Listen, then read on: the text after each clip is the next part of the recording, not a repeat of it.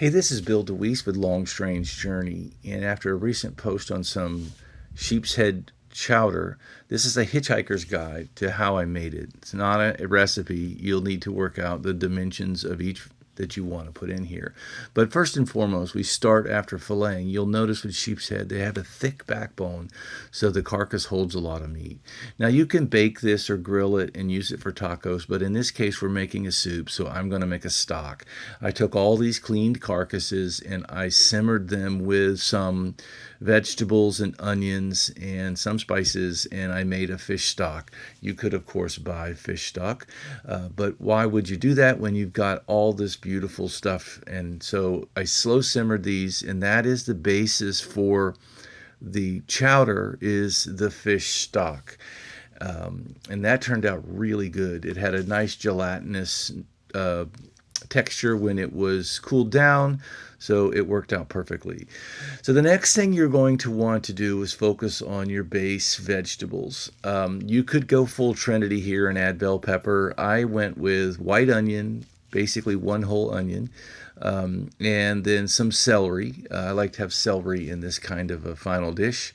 And I did later on thin slice some shallots, mostly for look, but they also add some dynamics to the flavor.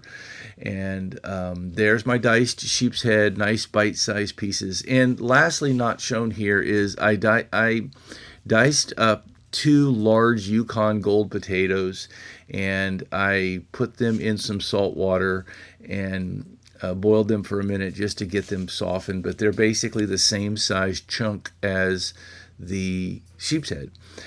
So that's the basis for the physical ingredients. The rest is all kind of spices. So when I seared the sheep's head, I used a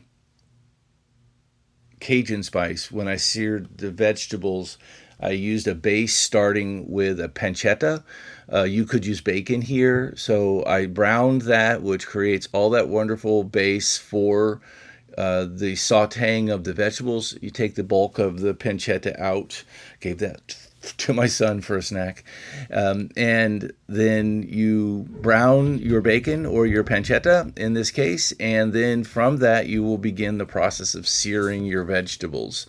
You don't want to take them, you want to caramelize, you don't want to caramelize them, you want to sweat the onions, and you want to bring in the other celery. And then again later, for mainly for texture but also for a dynamic to the flavor, I sliced a whole shallot. And then in the final part, I added some fresh garlic.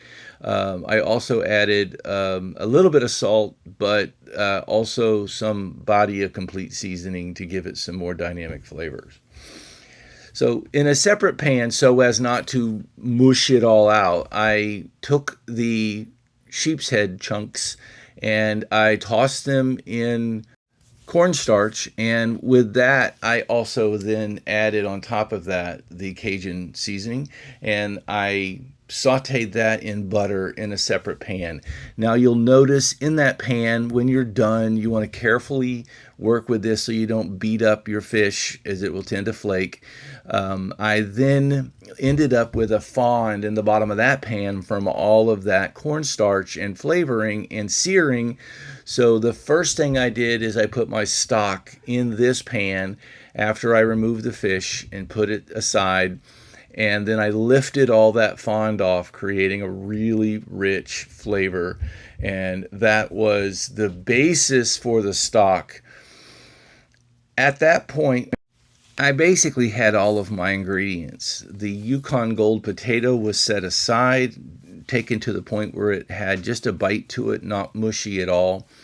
And the last thing that I did is I did create a 1 to 2 cup chicken stock that I could add to this to thin it.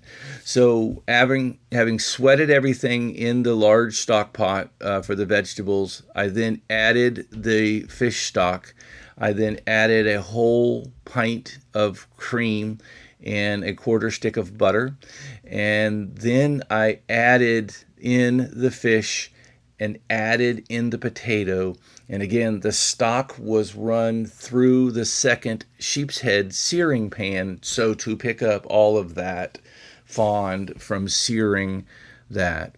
So all of that came together into the final soup, in which case you can then add to taste. You could add a little bit more salt. You could add any other dynamic flavor that you like in your stock, but it's just really a super smooth, rich broth. It's got a lot of dynamic flavors and from all the different steps that we've taken, as well as the different ingredients.